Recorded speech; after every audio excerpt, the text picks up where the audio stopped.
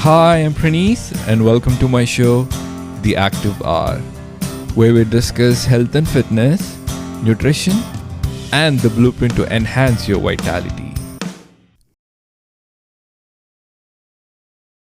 When it comes to supplements, I don't waste time on things that doesn't work, but these are the real game changers. Lately, I've been testing two products from AML, Advanced Molecule Labs, their post-workout mixed berry flavor and their Nitro NO3 pre-workout supplement. First up, their post-workout mixed berry formula. This is just another recovery drink. This post-workout is scientifically formulated, it's clean, and it actually fucking works. Now, if you want to take your pumps and endurance to the next level, Nitro NO3 Booster is something that you definitely want to check it out. This formula is all about the next level nitric oxide production. So if you're looking for a real edge in performance and recovery, go check out Advanced Molecule Labs and their website. I'm going to put the link to the website in the show notes. These guys don't gimmick, just pure science-backed formulas that actually work. Hit the link in the show notes, give it a try, and let me know. My guest today is Carson Hockersmith. Carson is a former D1 track and cross-country runner at the Oklahoma University. Right from elementary, all she wanted to do was just run track. She had two collegiate wins. One was the indoor mile at Texas Tech, another one outdoor 5K at the OU. She recently transitioned from track and field to long distance running, and she already conquered a few marathons. And she's lightning fast. And this is my conversation with her. Hey Carson, how's it going? Hello, I'm good. How are you? I'm pretty good. So are you all set for your Houston Marathon this weekend? Yes, I'm excited. I'm looking forward to it. That's awesome. Let's talk a little bit about your training. So when did you start training for this particular block? I believe I've been training since around Labor Day. Okay. So since the summertime, but I started out training for the Dallas Marathon, which was about a month ago, and just kind of tried to hang on until Okay. until now. So yeah, it's been a bit, but I'm excited. That's awesome. How hard was training for this marathon block, especially coming through the summer? Yeah, it's been hard. It's hard to find the time and balance work and life Yeah. and training and all Yeah. of the things. So definitely hard to fit it in. But try to do the best with what I have. So yeah, I feel ready and I'm looking forward to it. That's awesome. So how did this transition happen from being a D1 collegiate track runner to like a super fast marathoner? Because the track is very structured and the marathon is a little bit more community wise, right? So talk us through that transition from track to marathon. Yeah, yeah. So definitely, I think just in general, I think most collegiate athletes would agree. Yeah. Transitioning from being a collegiate athlete into post grad is pretty hard. Okay. Just because whenever you're competing at that high of a level, majority of the times you've spent majority of your life just kind of in that world, and you put so much of your time and your effort into it. It kind of becomes the sport becomes almost like all encompassing and kind of Right. almost your identity in a way. So transitioning away from that can be difficult, um, just because you put so much time and effort into it, and then Yeah. you're just expected to kind of move on. So that transition definitely can be tough. But marathoning, I got into just because I finished out competing collegiately and almost felt like I still had something to prove Okay. in a way, still had Yeah. something out there. So transitioned my focus into marathon training. I did Dallas in 2022 and Okay. then took a break for a while. And then I joined Endorphins this last Yeah. year once they started up in Dallas, and it kind of Yeah. um, rekindled all of that for me. So yeah, the transition can be tough, but there's community aspects I think in both scenarios. Even though track, the meets Right. themselves can be more structured, but at the end of the day, it's still a team sport. So there's still I think that community aspect that's lying within there. So, Good. Yeah, that's nice. So when did you get into track? I know I mentioned once that you had to convince your parents to get into it because traditionally a lot of girls are probably into like volleyball and soccer and stuff like that, right? hmm When did you get into track, and when did you fall in love with the track? I think I've been in love with the sport since I can remember. Okay. For whatever reason, it's just a part of me, Yeah. I think. But I officially started in the seventh grade. So I was Okay. probably 12 or 13 when I started really focusing on it and wanting to be competitive with it. Um, I mean, you mentioned it before. It's something I've always wanted to do competitively, even Yeah. in, elementary school leading up into middle school when you can even play Yeah. sports. And they have like club teams around DFW where like kids that age can compete. And I always ask my parents, and they're like, well, we don't want you to get hurt, and we don't want you by the time you're in high school to Yeah. feel burnt out. And I mean, I'm very thankful that Yeah. that's the route I took. So I pretty much played almost Okay. every other sport I could Nice. Okay. until I got into middle school. And then I had the option to run cross country. And I remember Wow. I ran home and I was like, or I didn't actually run home, but I I went home and I was like, guys, like they Yeah. they offer cross country. I want to be on the cross country That's team. so cool. And they were like, go for it. And yeah, it just kind of developed from there. So How was your first cross country and where was it? the first race, Yeah, the first cross country race. ooh, at this point, it's been so long ago.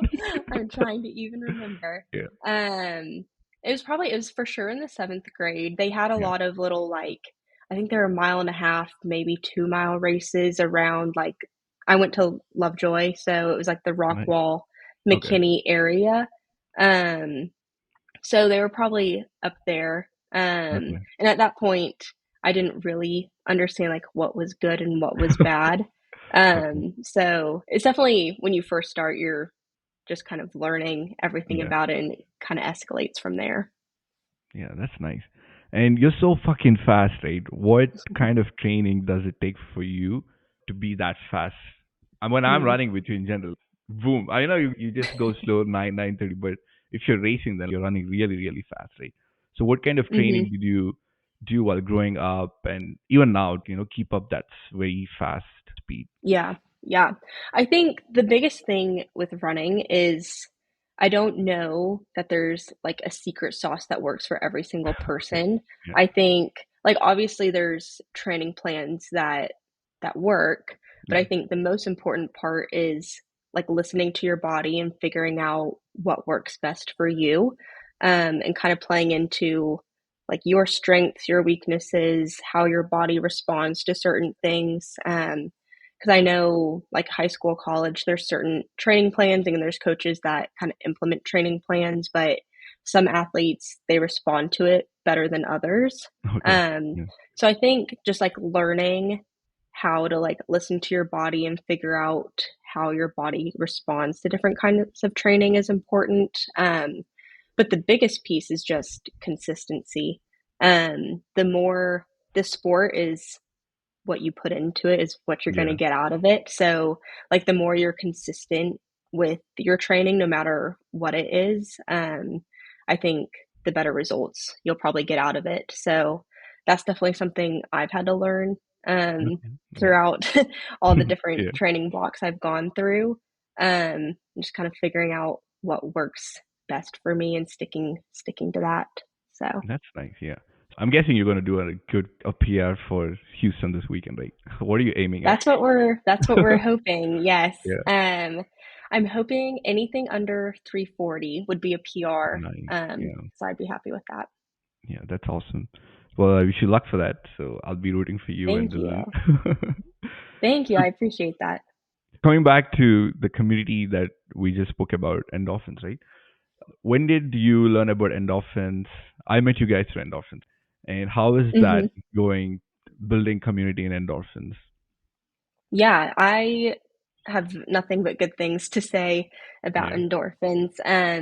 I ended up finding it whenever they came to Dallas. So I started joining, and it's been really a blessing for me because Yeah. I feel like I came across it at a point where I was pretty burnt out from the sport. I wasn't really running seriously Oh, really? anymore.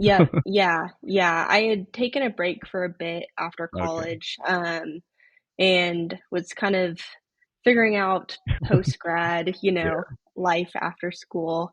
Um, and yeah, so when I found endorphins, that's kind of the period I was in. But it's been a great way to meet people, just in DFW I know. while I'm transitioning, into post grad. It's a great way to meet people that are like minded, have similar interests. And funny enough, some of the people live in my apartment building. Some I of know. them live close to my town. Some of them go to the same church. So there's things in common outside of running too. So and running's one of those sports, I think community is just such a big part of it. So Yeah. it's cool to see the cool things people can do through running with a group of people, but it's cool to Yeah. see like all of them come together outside of running too. So that's something I've always enjoyed, and it's been cool to see that through endorphins as well. Yeah, so cool. I also met so many friends from Endorphins, and yeah, it's such a fun group. And every Saturdays and the Wednesdays, and I look forward. Hmm. It's such a fun club to be a part of. Yes, yeah, it's definitely something I look forward to every week. Yeah, I know. I know so many. Even I'm very inspired by how fast you run. I'm like, I want to run like her at some point. Oh, I So, appreciate yeah. that. That's nice. And can you tell us a little bit about? You're also coaching the high school kids, right? Tell us a little bit more about that. When did you get this interest to like, okay, I want to coach this little girls, and Hmm. how are you motivating them to like stick with running, be more consistent? Yeah, yeah. So it's actually a middle school team. Oh, sorry, I It's a got it wrong. Middle mix. school, yeah. No worries. Yeah, Yeah. it's a mix of anywhere from sixth to eighth grade. Oh wow. So Okay. it's a lot of kids, they've never run a day in their life before. They're Okay. completely starting from scratch and just learning what this sport even is. But running it's made such a huge impact on my life. It's something, like I said before, I've been doing it since the seventh grade is really when I started. And Yeah. I did it competitively for about 10 years. Wow. Okay. So it's a really long time, but through it, I've had coaches that were incredible that continue to make positive impacts on me to this day. And I've also had some pretty not great coaches that have made Yeah. me feel burnt out or kind Yeah. of fall out of love with the sport, make me want to quit. So I've kind of feel like I've seen all Yeah. sides of Yeah. what these like leader figures have to offer. And so when I was leaving college and leaving that collegiate career, it's something I kind of thought about as like how I wanted to stay connected to the sport, but maybe in a different form, and kind of how I could give back Oh, nice. to what Yeah. it's done for me. Um, so really the whole goal is to just make a positive impact on these kids. Like I said, they've never run before. They're learning about the sport. They're just being introduced to it. And I feel like if I could make even the slightest positive impact on them, hopefully they'll Yeah. stick with it and look back if they are going through like a tough time within the sport. They'll Yeah. look back at kind of where they started and remember like, oh, like I had such a positive beginning. I'm like I'll stick with it, that kind of thing. So that's kind of the root of it and the whole goal behind it. Yeah. And it's such a nice mission and a principle from your end, to inspire those little kids. Hmm. So that's so cool. And Yeah, thank coming you. back to the races, what was your hardest race and why was it the hardest? Ooh, that is a good question. Um, Trying to think. Probably the first time I did the Dallas Marathon, Okay. was in 2022. I had just finished running collegiately, Okay. And I'd kind of transitioned my mindset into marathon training just because I finished that career with this feeling that there's still something there. Um, Okay. and so it was a completely new experience. And I think this even now, like marathon training is such a it's a Hardest part, different right? form Yeah. of what I've done previously because I've used to practice or train for shorter, it's still long distance, but much Yeah. shorter than a marathon. Um, so it was probably one of the most special races that I've done, but hard at the same time, Okay. just Yeah. because of that learning curve. It was something I completely wasn't used to. I wasn't fully educated on even how to train, how to fuel, even Yeah. how to race it. So, and even that's still something I'm kind of navigating through now. But it's cool knowing that I can still be part of the sport and still Yeah. be part of like running, but have something new that I'm still like learning and growing through. Nice. Yeah. So then how different is training for track versus training for long distance running? Yeah, it's different. In college, my specialty was pretty much anything from like mile to 5K. Okay. So mile, 3K, 5K, around there. I put in a lot of miles to train for those. I did some pretty high mileage weeks. The training's similar, I think, in a way. Like you do a long run, you do a couple workouts a week, you do a medium long run. There's Okay. still an emphasis on recovery. But you're almost like training with that race strategy in mind. So like the workouts I was doing were kind of tailored towards those races. So Okay. it Yeah. was making sure like my fast twitch muscles were prepared for like Yeah. that kind of speed. Whereas now it's definitely like long endurance focused. So Yeah. I feel like now it's more just making sure I can go that far. All right. So that's definitely been a transition. Yeah, that's nice. And then what kind of nutrition do you follow? Not on the race, but then generally while training and in day to day. What do you eat in a day? Yeah, and that's something even too throughout my entire running journey that's you kind of I've had to learn You're what lucky. works for me because it's Okay. another deal where Yeah. like if something works for me, like everybody's body is completely Different. different. Yeah. So like something that works for me may not work for Yeah. someone else. So it's kind of like learning your body, understanding like how it reacts to certain things. Um I've gone through periods where I've definitely like underfueled, not had enough Oh, calories in me and just not even okay. realized it. Um, there's definitely been periods of maybe I overfueled kind of deal. Um, so definitely just like understanding, like listening to your body, figuring out what it wants. I had a coach to tell me once like, if you're craving something, that usually Yeah. means like there's something in it that your body needs. Like there's some nutrient in there Okay. that your body's lacking, and that's why you're craving it. So just like listening to those things. I'm Yeah. not super restrictive either. Like Yeah, I know. if I want something, I'll let myself have it. Like everything in moderation. Like obviously I'm not gonna overdo Lots, lot. anything. Yeah. Yeah, like eat an entire gallon of ice cream or whatever. Yeah. Um, but like moderation is key, balance is key, listening to your body. So, Yeah, that's nice. So then when you're not running, what are you doing generally? Let's say you're not running 7 days a week, right? So when you're not running, what does your day look like in general?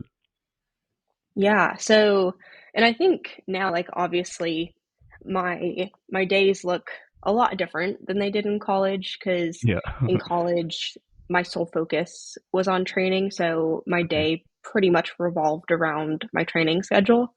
Um, and now it's very different. I go about my day to day, and exercise and running is just kind of incorporated into what I do on a day to day basis. But I mean, if I'm not running, I've recently gotten into Pilates.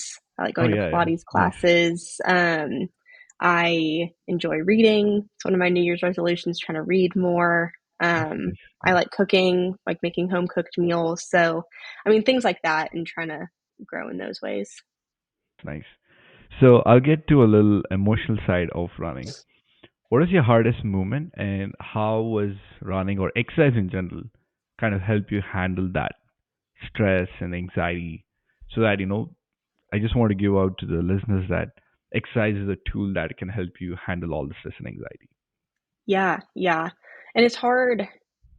I don't know if I can pin down a specific example, but Yeah, definitely like running is a almost like an outlet for me. So like if I get stressed about something going on at work or like a big yeah, decision I have to make, like I'm in those kinds of tough situations, it's really a nice way to just kind of clear my head. I don't nice, usually yeah, listen to music when I run either. So, yeah, and I've always enjoyed, like, it's one of my only times to like get fresh air during the exactly. day, or be away from like my phone or a screen or any of those other distractions. So it's kind of a way for me to just kind of like get away from everything, to clear my head for a bit. And usually by the time I'm done with the run, I return to that situation with just kind of like a clear mindset of what's going on, how I feel about it, that kind of thing. That's really nice because I don't listen to music when I'm exercising, lifting, or any kind of exercise Hmm. I'm doing, especially when running. So all my life, I think until 2022, I was listening to a lot of music for every exercise that I used to do. I think one day I just forgot my phone, and then I was like, "Oh my god, this is even more better," you know. Yeah. So Yeah. yeah. Say it started when in high school, our coaches didn't let us run with music just because we Oh would run wow, through nice. Yeah, neighborhoods and like on the sides of streets and things. So it's yeah, more of a safety thing. But I just got used to it. And so yeah, then, like, as I got older, I try to run with music, but yeah. it almost just feels like I'm still distracted in a way because, Okay, like, yeah, people, like, I constantly have my phone with me or like I'm in front of a computer screen. So there's always some kind of yeah, distraction. So I feel like it sounds funny, but it's almost like the one time where like have no distractions around me. exactly, yeah. And I think after that, after a point, once you start putting any sort of music or anything, it just kind of makes you more annoyed. Like, oh my god, it's too much music. Yeah. Yep. So then, how do you mentally navigate through like a hard race or very hard run? Yeah. Yeah. I mean, and that's something I've had to learn too. Running is there's definitely a mental Yeah, side of it. It's a very mental sport. So I mean, I think what I've had to learn is like bad days are inevitable. You yeah, can't escape them. It's just it's part of it. And just learning how to put like my best foot forward on any given day. Um, and like I've said before, like running consistency is key. So even if it's a bad day, that doesn't mean you're not getting work in. Um, so I think just putting 100% effort, no matter if yeah, your effort's lower than normal, if you're feeling exactly. worse than normal, just kind of learning how to do what you can with what you have that day. And then just knowing something good is still coming from it. But that's a hard thing to learn. Because I know a lot of people, they'll put a lot of pressure on themselves. Yeah, exactly. Yeah, and they want to do their best and they want to perform at their highest level every day, all the time. So it's definitely a hard thing to do, but you just kind of have to understand that in the back of your mind and then kind of navigate through Navigate that. through that. Yeah. And what's your favorite race, post race meal? What do you do? How do you celebrate generally? Ooh, good question. Good question. Um, I definitely I definitely need time both to relax and Yeah. kind of celebrate in a way. I definitely take time to kind of take it easy for a Okay. bit, but my favorite meal post race, trying to think, maybe a burger. Those are Burger. always Okay. That's nice. good. Something Yeah. filling, and Yeah. that I Yeah. maybe don't have super often. Like, Yeah. I don't know, or going out for like Mexican food, going Nice. just Yeah. like having fun with friends or family, that kind of thing. It's nice. Yeah. Why I ask you this is there was a time when I lived in New York. After every race, I would just run to a bar and just start having a lot of beers and food. So That's just funny. I was just curious, how do you celebrate after a nice long race? Or sometimes I used to celebrate after long distance training. When I was training for the full marathon, that was the first time I was running 15 miles, 16 miles. I was, oh my god, Oh, this is yep. so much. Yeah. Yeah, I don't think I have like a set routine Set routine, yeah, really. Um, I'm trying to think. I mean, in college, my roommates and I, yeah, they were my teammates as well. yeah, So we'd usually go out to dinner somewhere. Um, I don't know, have fun. yeah. Now, like my family and friends will usually go get dinner somewhere, Nice, but yeah, that's it's nice. not a set routine. But we definitely try to take a Yeah, moment to celebrate. nice. And was there any time when you were in college and you were running track, maybe you partied hard one of the nights and you had to train hard next day? Was there a situation like that? Did that ever happen?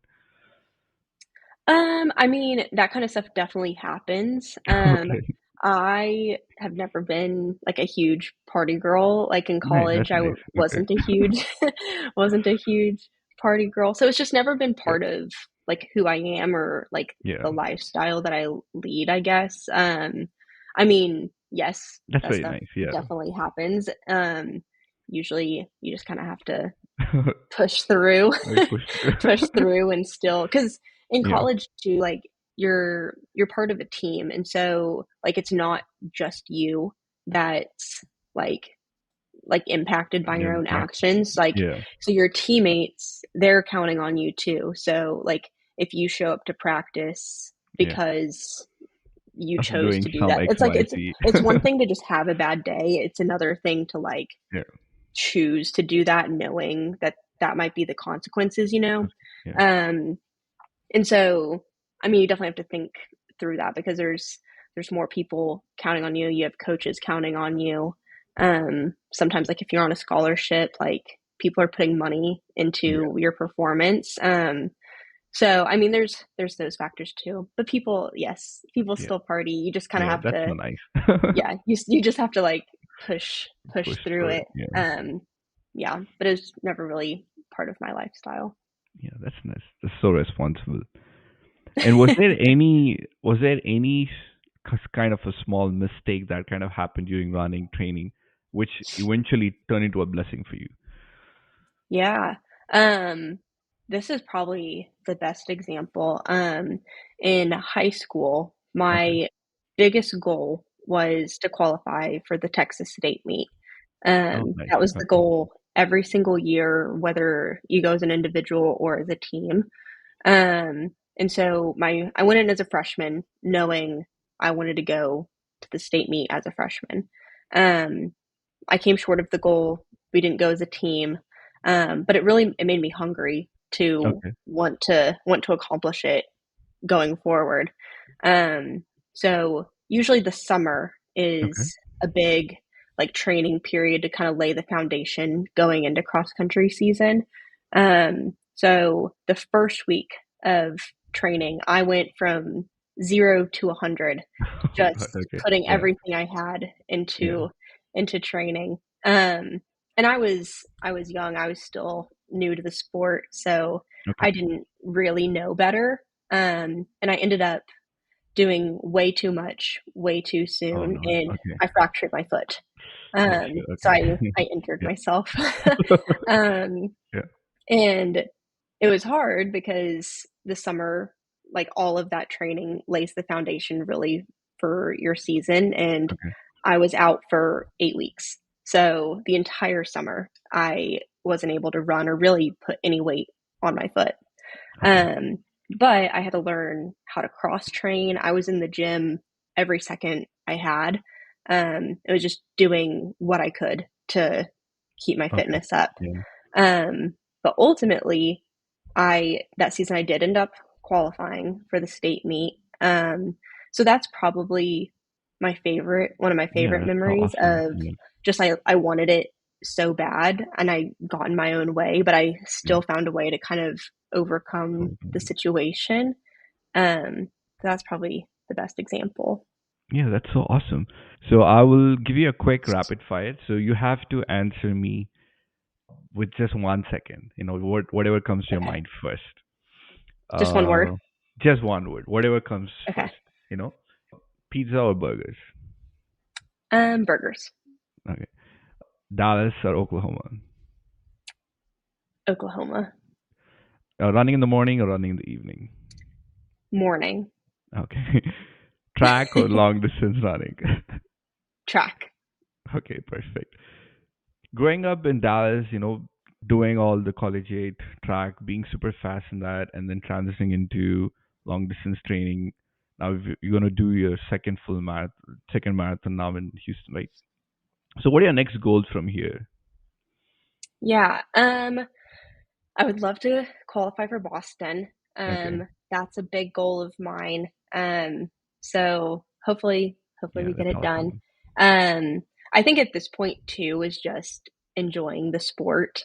I've taken it so seriously and competed for so long. Hmm. I feel like now is just my time to have fun with it and enjoy Yeah. it. So ultimately, yes, I would like to qualify for Boston, Yeah. but I don't want to sacrifice the joy in the Excellent. sport for it. So Got it. kind of two goals there. Yeah, that's nice. I think the Dallas is a Boston qualifier, right? The Dallas, Yes. Yeah. yeah. Dallas and Houston are Oh, both Houston Boston too. Oh, yeah. qualifiers. Then I wish that you get qualified Boston next year then. Yes. We'll see. We'll see what happens. Yeah. Well, perfect. Thank you, Carson, for taking time and joining my show. It was so nice talking to you. Yeah. Thank you so much for having me. I appreciate it. Absolutely. And smash the Houston Marathon tomorrow on the weekend. Yes. Thank you. Thank you All very right. much. All right. Bye. Take care. Bye. Hey, thanks for tuning in to the Active Hour podcast. We hope you loved the episode. If you did, please give us some love in the reviews. Guess what? No ChatGPT was used in the making of this episode. Until next time, bye.